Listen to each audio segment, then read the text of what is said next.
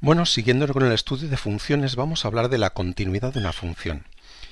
La continuidad, al nivel en el que vosotros estáis, hay que definirla de una forma muy sencilla, aunque su definición requiere de matemáticas superiores, ¿no?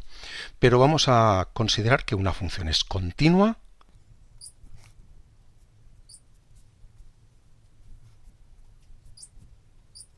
Una función es continua cuando puedo trazarla sin levantar el lápiz del papel, es decir, cuando tiene un único trazo. ¿De acuerdo?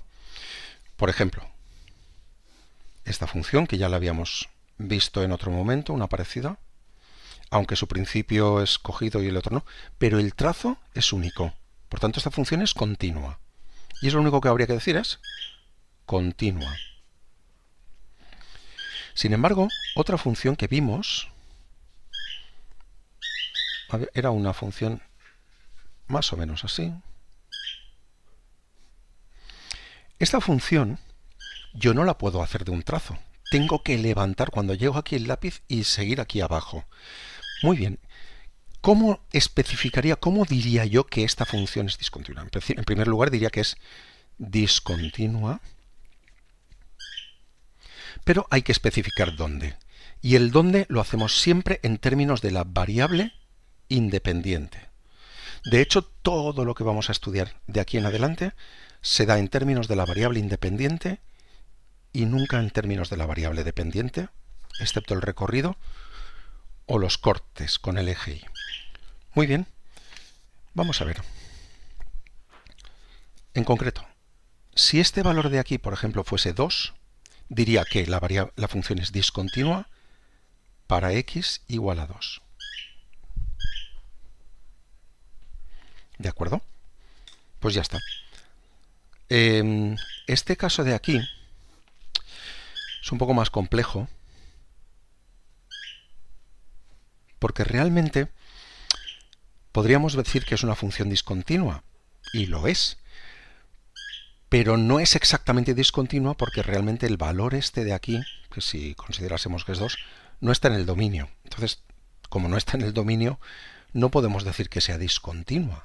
Los valores, una función es continua o discontinua si su variable independiente está en el dominio, ¿de acuerdo? Pero si me dices que es discontinua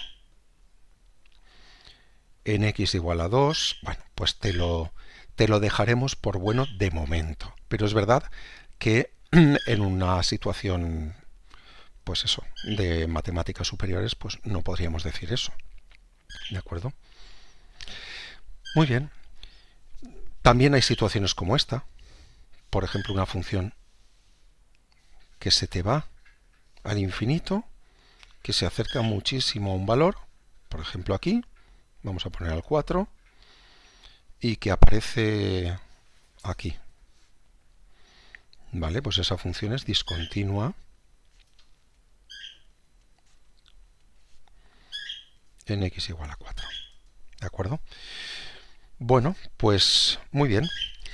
Vamos a aprovechar este vídeo y vamos a hablar de lo que serían los cortes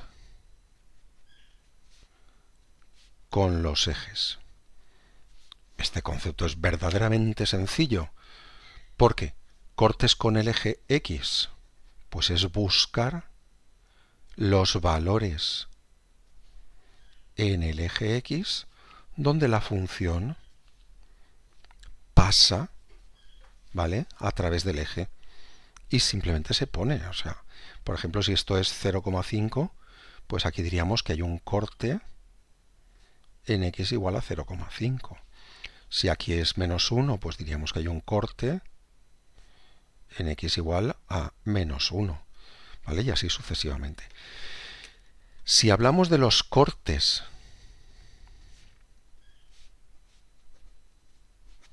con el eje Y, pues es lo mismo, pero buscando el eje Y, ¿de acuerdo? Y no hay más que dar, en este caso sí que se da sobre el eje Y, evidentemente, ¿de acuerdo? Porque el corte en el eje Y siempre se va a dar cuando la x es 0, es cuando hay un corte con el eje Y. Entonces, pues es buscarlo. Pues si por ejemplo esto es un 1, pues diremos que hay un corte con el eje Y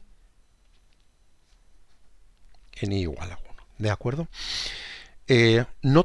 No siempre las funciones tienen cortes. Me explico. Es decir, puedes encontrarte una función que sea así. Ya está. Esta tiene un corte en el eje y, pero no tiene cortes en el eje x. O podríamos encontrarnos una función así. Por ejemplo, esta es una función logarítmica. Esta función tiene cortes. Tiene un corte en el eje x, pero no tiene cortes en el eje y. Y una función puede no tener cortes en ningún sitio. Puede tener más de un corte. Es decir, no hay ningún problema. Por ejemplo, ya que estamos, hay una función, por ejemplo, una función cuártica, que tiene varios cortes con el eje x y no pasa nada. Y tiene un corte con el eje y. Una función siempre va a tener solo un corte con el eje y. Porque si una función como esta, por ejemplo,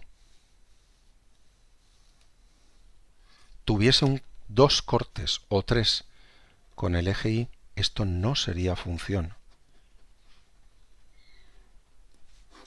¿Por qué? Porque x igual a 0 tiene tres imágenes, que serían 1, 2 y 3. Y eso es lo que no se puede dar. ¿De acuerdo? Bueno, pues hasta aquí este vídeo.